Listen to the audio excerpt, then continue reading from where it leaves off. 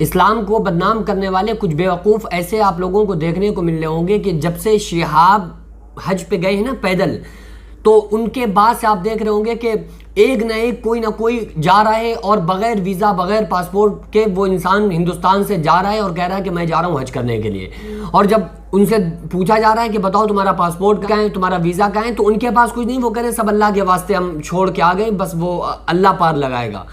یار یہ بے وقوفی، آپ کی بے وقوفی کی وجہ سے اسلام بدنام ہو رہا ہے. لوگ اسلام کے اوپر انگشت نمائی کر رہے ہیں. اللہ کی اتنی عظیم نعمت ہونے کے باوجود اگر آپ کے پاس پیسہ ہے تو پھر آپ حج کرنے جائیں، نہیں ہے تو پھر آپ چپ چاپ اپنے گھر پہ بیٹھے ہیں. لیکن اسلام آپ کو خطرے کے راستوں پہ تنہا سفر کرنے کی اجازت ہرگز نہیں دیتا ہے. شہاب نے تو پوری طرح سے ایک سال میں سیٹنگ بنائی اور اس کے بعد جانے کا خیال کیا، پھر اس کے بعد سیٹنگ بنائی، پھر اس کے بعد فل سیکورٹی، اس کے علاوہ ویزا اور پاسپورٹ سارے کام کرنے کے بعد انہوں نے گھر سے قدم نکالا ہے. اب جسے دیکھو وہ بس بیگ ٹانگ کے جھولا ٹانگ کے نکل پڑا ہے کہ میں جا رہا ہوں حج کرنے کے لیے. تو یہ سب پرموٹ ہونے کے طریقے ہیں کہ یار یہ دیکھو کچھ نہیں تھے، کوئی نہیں جانتا تھا شہاب کو، اور دیکھو کیسے پوری دنیا میں چھا گئے.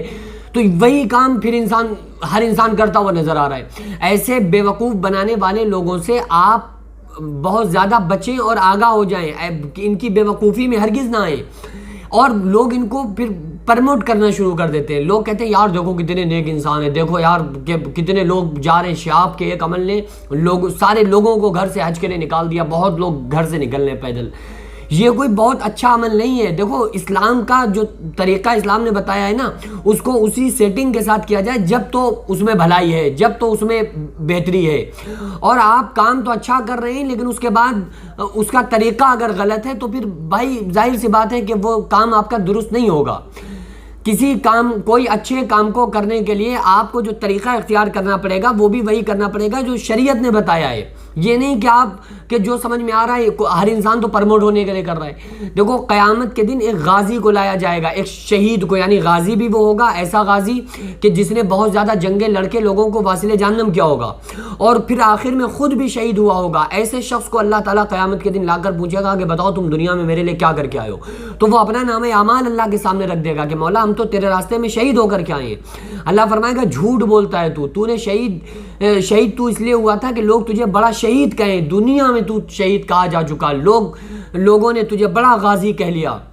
فرشتوں کو اللہ تعالیٰ حکم دے گا اس کو اٹھاؤ اندھے منہ جہنم کے اندر ڈال دو.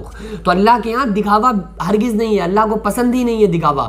جس کام کو خاموشی کے ساتھ کیا جائے، اللہ کی رضا کے لیے کیا جائے، تو اللہ تبارک و تعالیٰ کو وہی کام پسند ہے. آپ دیکھیں نا آقا علیہ السلام نے کیا فرمایا، ان اللہ لا ينظر الى اجسامکم ولا الى صورکم. اللہ تعالیٰ تمہاری شکل و صورتوں کو نہیں دیکھتا ہے، ولکن اللہ ينظر الى قلوبکم، بلکہ اللہ تعالیٰ تمہارے دلوں کو دیکھتا ہے. تو یہ بیوقوف بنانے والے لوگوں سے آپ باز رہیں اور ان کو بہت زیادہ پرموٹ کرنے کی ضرورت نہیں ہے. یہ بہت بڑا اسلام کا کوئی کام کرنے نہیں چلے ہیں. اسلام کی بدنامی ہو رہی ہے.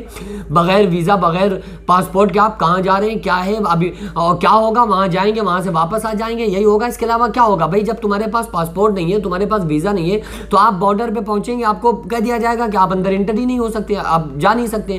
پھر اس پہ یہ کہنا کہ یہ تو ہمیں اللہ کی ذات پہ بھروسہ ہے. یہ بغیر اسباب کے رب کی ذات پہ بھروسہ کرنا، یہ اسباب کا منکر جو ہوتا ہے جاہل ہوتا ہے کہ اللہ تعالیٰ نے ہی تمہیں اسباب بتائے نا. بھائی حضور صلی اللہ علیہ وسلم جن کا ہم کلمہ پڑھتے ہیں، انہوں نے ہمیں بتایا ہے کہ یہ جو اسباب ہیں ان کو اختیار کرنا یہ اسلام میں ہے. خود ہمارے نبی صلی اللہ علیہ وسلم نے اسباب کو اختیار کیا ہے، صحابہ کو اسباب اختیار کرنے کا حکم دیا ہے کہ آپ اسباب اختیار کریں. ایک صحابی نے کہا یا رسول اللہ صلی اللہ علیہ وسلم مجھے اللہ کی ذات پہ بہت بھروسہ ہے، آپ نے ہی بتایا ہے کہ اللہ کی ذات پہ بھروسہ کرو، مجھے بہت بھروسہ ہے، تو کیا میں اپنے اونٹ کو چھوڑ دیتا ہوں؟ میں چھوڑ دیتا ہوں کہ بھائی وہ خود ہی اللہ ان کی حفاظت کرے گا، اللہ ہی تو حفاظت کرنے والا ہے. تو آقا علیہ السلام نے فرمایا نہیں، پہلے تم اپنے اونٹ کو باندھو پھر اللہ کی ذات پہ بھروسہ کرو. یہ نہیں تم اللہ بھروسے ایسے ہی چھوڑ دو، جیسے وہ صاحب کہہ رہے ہیں آئے گا وہ اللہ بھروسے ہم جا رہے ہیں، کوئی ویزا اور کوئی ہمارے پاس پاسپورٹ نہیں ہے. تو یہ اسلام کے منافی عمل ہیں، اسلام کے خلاف عمل ہیں. یہ کوئی بہت اچھے کام نہیں ہیں. اس لیے پرموٹ کرنے کے بجائے آپ کو اچھا یہ لوگ کر ہی اس لیے رہے ہیں کہ ان کو پرموٹ کیا جائے. تو اگر آپ یہ چاہتے ہیں کہ یہ لوگ اس طرح سے باز آ جائیں تو پھر آپ انہیں پرموٹ کرنا بند کر دیں. آپ ان کو بہت زیادہ ان کو ایشو بنا کے ان کو وائرل نہ کریں، خود ہی بند ہو جائے گا. جب یہ سوچیں گے یار ہمارے پیدل حج کرنے کی بجائے بجائے اس کے کہ ہم فیمس ہوں تو لوگ الٹے غلط کمنٹس بازی کر رہے ہیں کہ یار یہ اسلام کے منافی عمل ہے، اور یہ کون سا طریقہ ہے کہ بغیر پاسپورٹ کیا آپ یہاں سے وہاں جا رہے ہیں بغیر ویزے کے۔ جب یہ لوگوں کی باتیں، لوگوں کی رائے سامنے آئے گی نا تو لوگ خود اس طرح کے کام کرنے سے بچ جائیں گے کہ عزت کے بجائے یہاں تو بے عزتی مل رہی ہے، تو اس لیے ہم ایسا نہ کریں۔ اور میرے بھائی یہ اسی لیے ہے، صرف اسی لیے ہے کہ انسان اپنے آپ کو پروموٹ کرنا چاہ رہا ہے، ورنہ اسلام نے بہت سارے اعمال بتائے ہیں، بہت ساری چیزیں بتائی ہیں، آپ ان پر عمل کرو۔ آقا علیہ السلام نے فرمایا جب کوئی بندہ فجر کی نماز پڑھتا ہے اور اس کے بعد اپنی جگہ پر مصلی پر بیٹھا رہے، اشراق کی نماز پڑھ لے، تو اللہ تبارک و تعالیٰ اس کو مقبول حج کا ثواب عطا فرماتا ہے۔ تو اگر کوئی انسان غریب ہے تو اللہ تعالیٰ سے ثواب لے سکتا ہے، دعائیں کر سکتا ہے، تو اللہ تعالیٰ خود جب چاہے گا تو اس کے لیے اگر پہنچانا چاہتا ہے تو اسے پہنچائے گا، نہیں پہنچانا چاہتا ہے تو اس کی مرضی ہے۔